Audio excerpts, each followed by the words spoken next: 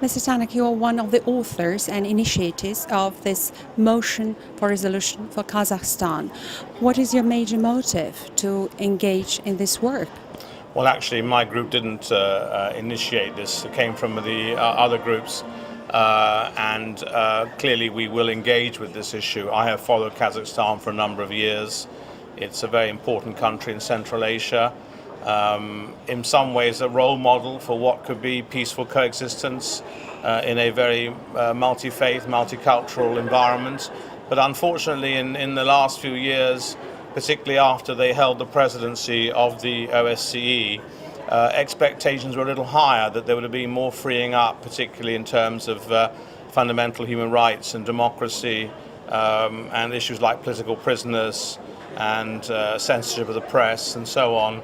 But there have been a few examples recently of harassment of journalists, political prisoners, detainees, brutality, people who have disappeared in recent years and so on. So it's been a disappointment. So I think it's important to remind the Kazakhs that what our fundamental values are. I fully appreciate that a stable Kazakhstan is very, very important. I've written about this country. It's a very important producer of things like uranium. It's got massive oil and gas reserves. It's 40% Christian, 60% Muslim, and obviously there's a danger of extremism, jihadi, Islamist terrorism in that region. And I do appreciate the secular legacy left by the Soviet Union and the peaceful coexistence of the various communities. And there are many minorities from all sorts of different distinct backgrounds there. And I appreciate that. And I have met President Nazarbayev on one occasion and have had good relations with their diplomats. But I think that there's just been a number of events recently which have come to a head. There's been an attempt now for the last 2 or 3 sessions to have a motion on Kazakhstan, and so my group has participated in the negotiations, and we have signed the joint motion, and there will be a debate tomorrow afternoon.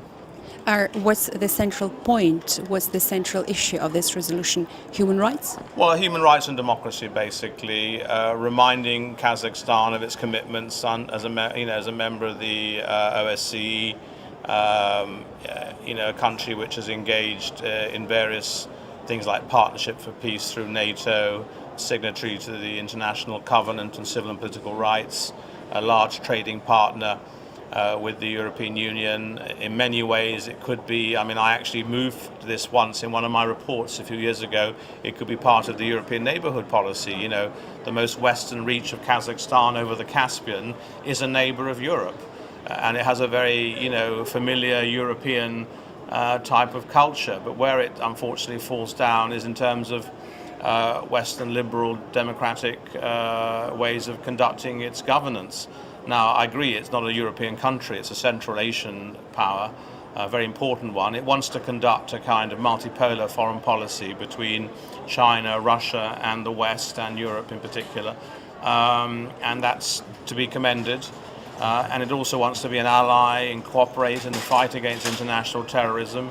But I think it's obviously a duty of this House, because we uphold democracy and human rights, to remind countries like Kazakhstan of where, in our view, it's going wrong, and that the resolution points out these things. And also, as I've said in my intervention now, that there are some very positive aspects to Kazakhstan, and the president's been in power for a very, very long time. He has to think of his successor, and he has to think of paving the way for a more open, freer, and democratic society. Would you include names in the resolution as it happened previously? Yeah, there will be names there of certain individuals who are deemed to be political prisoners, who we are calling for their release. And their free media? And also we're calling for freedom of the media. that goes without saying, really. So you mean even in the motion you would really mention personalities? No, the motion mentions a number of individuals whose release we're calling for, or people who have been unfairly, as it were, prosecuted recently by the authorities, in our view. So you would like to say that is a political signal to... It's a signal.